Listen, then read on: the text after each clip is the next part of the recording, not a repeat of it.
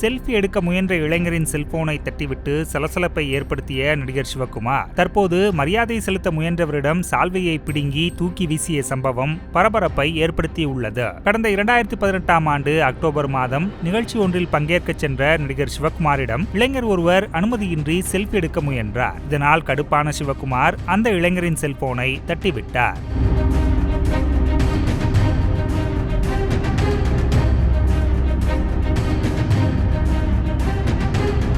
இந்த விவகாரம் பெரும் சர்ச்சையான நிலையில் அடுத்த சில மாதங்கள் கழித்து மீண்டும் அனுமதி கேட்காமல் செல்ஃபி எடுக்க முயன்ற ஒருவரின் செல்போனை நடிகர் சிவகுமார் ஆவேசத்துடன் தட்டிவிட்டு சென்றது சமூக வலைத்தளங்களில் பெரிய அளவில் பேசுபொருளானது.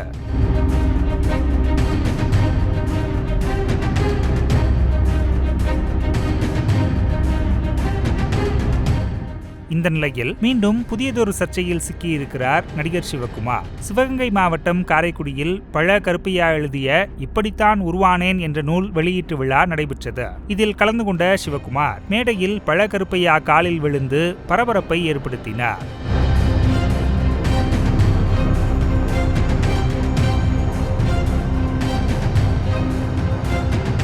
அதைத் தொடர்ந்து நிகழ்ச்சி முடிந்த பிறகு சிவகுமார் மேடையிலிருந்து கீழே இறங்க முயன்றார். அப்போது ஒருவர் சிவகுமாருக்கு சால்வை அணிவித்து மரியாதை செலுத்த முயன்றார். இதனால் கடுப்பான சிவகுமார் அந்த சால்வையை வெடுக்கென பிடுங்கி தூக்கி வீசினார்.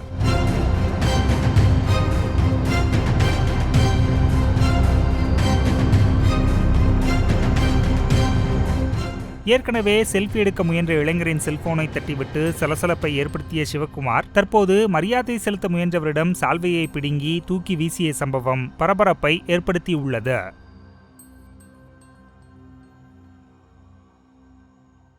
செய்திகளை உள்ளது உள்ளபடி தெரிந்து கொள்ள ரெஃப்ளெக்ட் நியூஸை சப்ஸ்கிரைப் பண்ணுங்க.